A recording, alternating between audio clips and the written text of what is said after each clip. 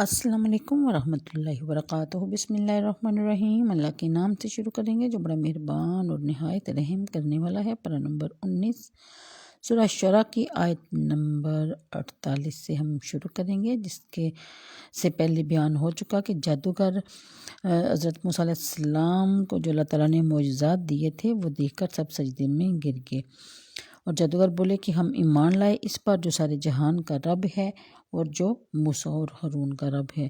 یہ سن کر فرعون کو غصہ آیا۔ فرعون بولا کہ کیا تم اس پر ایمان لائے قبل اس کے کہ میں تمہیں اجازت دوں، یعنی کہ میری اجازت کے بغیر تم کس طرح ایمان لا سکتے ہو؟ میں اس بات کی تمہیں ضرور سزا دوں گا۔ پھر وہ بولا کہ مجھے قسم ہے بے شک میں تمہارے ہاتھ اور دوسری طرف کے پاؤں کاٹوں گا اور تم سب کو سولی پر چڑھا دوں گا، لیکن وہ بولے کہ کچھ نقصان نہیں، ہم اپنے رب کی طرف پلٹنے والے ہیں۔ آیت نمبر 50، وہ بولے کہ ہمیں طمع ہے کہ ہمارا رب ہماری خطائیں بخش دے اور اس پر کہ ہم سب سے پہلے ایمان لائے۔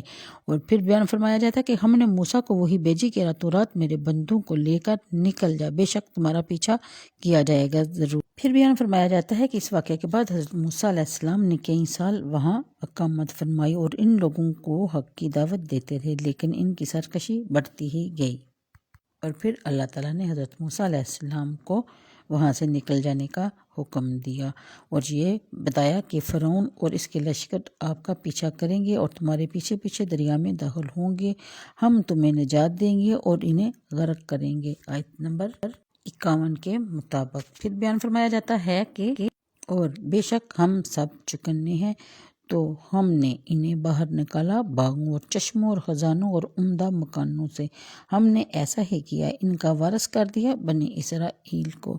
اس کے بعد پھر بیان فرمایا جاتا ہے تو فرعونیوں نے ان کا تعاقب کیا، دن نکلے پھر جب آمنا سامنا ہوا دونوں گروہوں کا۔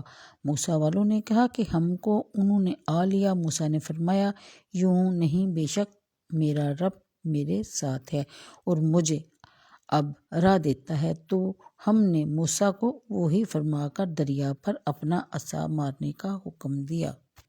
یعنی جب حضرت موسیٰ علیہ السلام اللہ کے حکم سے اپنی قوم کو لے کر نکلے تو فرعون نے لشکروں کو جمع کیا، یعنی کہ جو بھی جہاں بھی تھا ان سب کو اس نے جمع ہونے کا حکم دیا۔ جب وہ سب جمع ہو گئے تو اس نے ایک لشکر کثیر بنا لیا اور ان کی کثرت کے مقابل بنی اسرائیل کی تعداد بہت تھوڑی تھی۔